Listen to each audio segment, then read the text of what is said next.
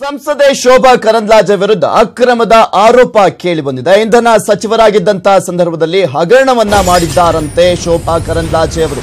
2012 ಮತ್ತು 2013ರಲ್ಲಿ ಇವರು ಇಂಧನ ಸಚಿವರಾಗಿದ್ರು. ಆಗ ಬೆಸ್ಕಾಂನಲ್ಲಿ ನಡೆದಿದೆಯಂತೆ 90 ಕೋಟಿ ರೂಪಾಯಿ ಅಕ್ರಮ. ಬಿಜೆಪಿ ಸರ್ಕಾರ ಇದ್ದಂತಹ ಸಂದರ್ಭದಲ್ಲಿ ಶೋಭಾ ಕರಂದ್ಲಾಜೆ ಅವರು ಇಂಧನ ಖಾತೆಯನ್ನ ನಿರ್ವಹಿಸ್ತಾ ಇದ್ರು. ಎಸಿಬಿಗೆ ಈಗ ನೀತಿ ಟ್ರಸ್ಟ್ ಅಧ್ಯಕ್ಷ ಜಯನ್ ಅವರು ದೂರನ್ನ ನೀಡಿದ್ದಾರೆ. ಎಲೆಕ್ಟ್ರಿಕಲ್ ಡಿಸ್ಟ್ರಿಬ್ಯೂಷನ್ ಬಾಕ್ಸ್ ಹಾಗೆ ಕನೆಕ್ಟರ್ ಸ್ವಿಚ್ ಖರೀದಿಯಲ್ಲಿ ಗೋಲ್ಮಾಲ್ ನಡೆದಿರುವಂತ ಆರೋಪ ಇವರ ವಿರುದ್ಧ ಕೇಳಿ ಬಂದಿರುವಂತದ್ದು. 20,000 ಎಲೆಕ್ಟ್ರಿಕಲ್ ಡಿಸ್ಟ್ರಿಬ್ಯೂಷನ್ ಬಾಕ್ಸ್ ಗಳನ್ನ ಖರೀದಿ ಮಾಡಲಾಗಿದೆ. 12 ಅಧಿಕಾರಿಗಳ ವಿರುದ್ಧವೂ ಕೂಡ ತನಿಖೆಗೆ ಆಗ್ರಹ ಪಡಿಸಿದ್ದಾರೆ ಇವರು. ಎಸಿಬಿಗೆ ನೀತಿ ಟ್ರಸ್ಟ್ನ ಅಧ್ಯಕ್ಷ ಜಯನ್ ಅವರು ದೂರನ್ನ ನೀಡಿದ್ದಾರೆ.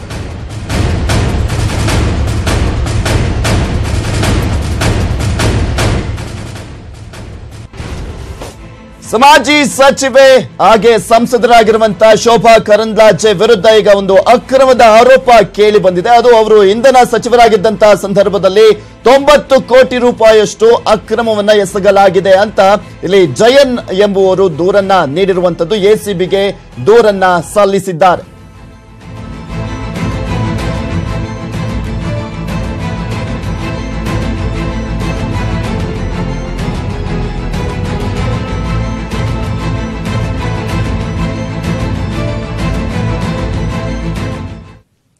ವೇಣುಗೋಪಾಲ್ ಅವರ ಸಭೆಯಲ್ಲಿ ಆಗಿದ್ದೇನು? ಖಾತೆಗಳ ಹಂಚಿಕೆ ಫೈನಲ್ ಆಗಲಿಲ್ಲ. ಯಾವ ಕಾರಣಕ್ಕೆ?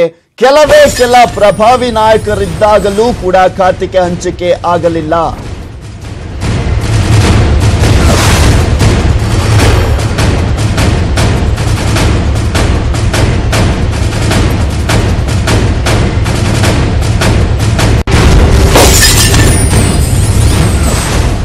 ಸಿದ್ದರಾಮಯ್ಯ ವಿರುದ್ಧ ಪರಮೇಶ್ವರ್ ಅವರು ಗರಂ ಆಗಿದ್ದಾರೆ. ಡಿಸಿಎಂ ಆದವರಿಗೆ 2 ಖಾತೆನಾದ್ರೂ ಬೇಡವಾ ಅಂತ ಪ್ರಶ್ನೆಯನ್ನ ಕೂಡ ಮಾಡಿದ್ದಾರೆ. ಗೃಹ ಖಾತೆ ನನ್ನಲ್ಲೇ ಇರ್ಲಿ ಬಿಡಿ ಅಂತ ಪರಮೇಶ್ವರ್ ಅವರು ಸಭೆಯಲ್ಲಿ ಹೇಳಿರುವಂತದ್ದು. ಯಾಕೆಂದ್ರೆ ಗೃಹ ಖಾತೆ ಮತ್ತು ಬೆಂಗಳೂರು ನಗರಾಭಿವೃದ್ಧಿ ಖಾತೆಯನ್ನ ನಿರ್ವಹಿಸ್ತಾ ಇದ್ದಾರೆ ಪರಮೇಶ್ವರ್ ಅವರು. ಇನ್ನು ಎಂಬಿ ಪಾಟೀಲ್ ಅವರಿಗೆ ಗೃಹ ಖಾತೆಯನ್ನ ಬಿಟ್ಕೊಡಿ ಅಂತ ಹೇಳಿದಂತಹ ಸಂದರ್ಭದಲ್ಲಿ ಡಿಸಿಎಂ ಆದವರಿಗೆ 2 ಖಾತೆಯನ್ನಾದ್ರೂ ನಿಭಾಯಿಸೋದಕ್ಕೆ ನೀವು ಅವಕಾಶವನ್ನ ಮಾಡಿಕೊಡ್ಬೇಕು. ಯಾವ ಕಾರಣಕ್ಕೋಸ್ಕರ ಗೃಹ ಖಾತೆಯನ್ನ ಎಸ್ಕೊಳ್ತಾ ಇದ್ದೀರಾ? ಡಿಸಿಎಂ ಉಪಮುಖ್ಯಮಂತ್ರಿ ಆದಂತವರಿಗೆ 2 ಖಾತೆನಾದ್ರೂ ಬೇಡವಾ ಅನ್ನುವ ಪ್ರಶ್ನೆಯನ್ನ ಇಲ್ಲಿ ಉಪಮುಖ್ಯಮಂತ್ರಿಗಳಾಗಿರುವಂತಹ ಡಾಕ್ಟರ್ ಜಿ ಪರಮೇಶ್ವರ್ ಅವರು ವೇಣುಗೋಪಾಲ್ ಅವರ ನೇತೃತ್ವದಲ್ಲಿ ನಡೆದಂತಹ ಒಂದು ಸಭೆಯಲ್ಲಿ ಪ್ರಶ್ನೆಯನ್ನ ಮಾಡಿದ್ದಾರೆ. ಯಾಕೆಂದ್ರೆ ಈಗ ಹೊಸದಾಗಿ ಬಂದಿರುವಂತಹ 8 ಸಚಿವರಿಗೆ ಖಾತೆಗಳನ್ನ ನೀಡಬೇಕಾಗಿದೆ. ಇಂತಹ ಸಂದರ್ಭದಲ್ಲಿ 2 ಖಾತೆಗಳು ಇರುವವರ ಹತ್ರ ಈಗ ಕಾಂಗ್ರೆಸ್ನ ಹೊಸ ಸಚಿವರಿಗೆ ನೀಡಲಾಗ್ತಾ ಇರುವಂತದ್ದು. ಇಂತಹ ಸಂದರ್ಭದಲ್ಲಿ ಗೃಹ ಖಾತೆಯನ್ನ ಎಂಬಿ ಪಾಟೀಲ್ ಅವರಿಗೆ ನೀಡುವುದಕ್ಕೋಸ್ಕರ ಇಲ್ಲಿ ಮುಂದಾಗಿತ್ತು. ಈ ಒಂದು ಸಂದರ್ಭದಲ್ಲಿ ಪರಮೇಶ್ವರ್ ಅವರು ಇದಕ್ಕೆ ವಿರೋಧವನ್ನ ವ್ಯಕ್ತಪಡಿಸಿ ಸಿದ್ದರಾಮಯ್ಯ ಅವರ ವಿರುದ್ಧ ಗರಂ ಆಗಿದ್ದಾರೆ. ಡಿಸಿಎಂ ಆದವರಿಗೆ 2 ಖಾತೆನಾದ್ರೂ ಬೇಡವಾ ಕನಿಷ್ಠ ಪಕ್ಷ? ಯಾಕೆಂದ್ರೆ ಒಬ್ಬ ಮುಖ್ಯಮಂತ್ರಿಗೆ ಮಿನಿಮಮ್ ಅಂದ್ರೂ 5-6 ಖಾತೆಗಳಿರ್ತಾರೆ.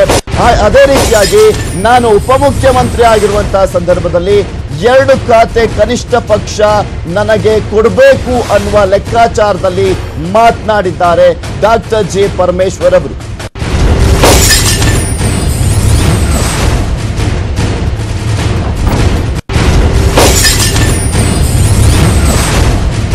ಇಲ್ಲಿ ಪ್ರಮುಖವಾಗಿ ಸಿದ್ದರಾಮಯ್ಯ ಅವರು ತನ್ನ ಬೆಂಬಲಿಗರಿಗೆ ಪ್ರಮುಖವಾದಂತಹ ಖಾತೆಯನ್ನ ಕೊಡಿಸೋದಕ್ಕೆ ಮುಂದಾಗಿದ್ರು.